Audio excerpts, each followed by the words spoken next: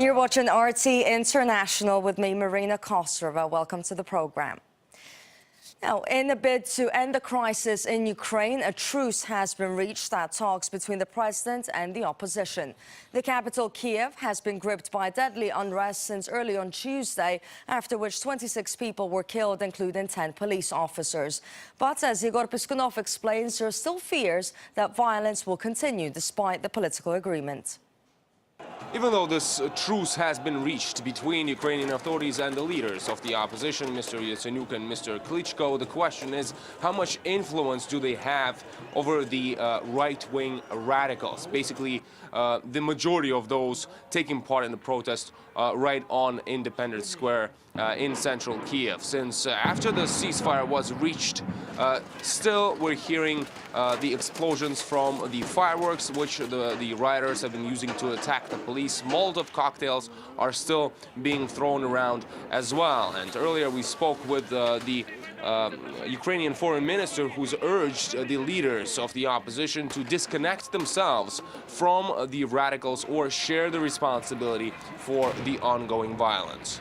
We call the opposition in Ukraine, first of all, if they are not controlling those radical groups we have today in Kiev and other Ukrainian cities, either to distance themselves from those extremists or to take all the responsibility of the events, unfortunate events happened in the last days. Now, on Wednesday, Russia's President Vladimir Putin discussed the situation in Ukraine with German Chancellor Angela Merkel, saying that the West should condemn the actions of the right-wing Ukrainian radicals and pay more attention to what the country's authorities are trying to do to stabilize the situation and keep this violence sort of under control. And earlier, the foreign ministry in Moscow has also accused the leaders of the opposition of failing to control the radicals and failing to prevent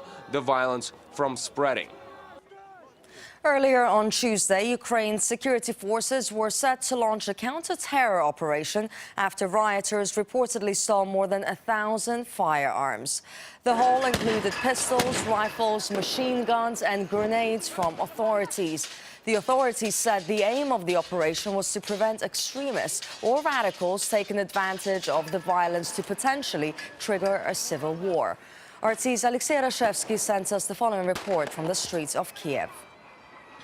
We reported from the Independence Square, from the protester side. This time we'll take you to the other side of the barricade, the police lines, where obviously the atmosphere is very tense. I just took a stroll through the police lines and the policemen seem to be very concerned of what's happening here.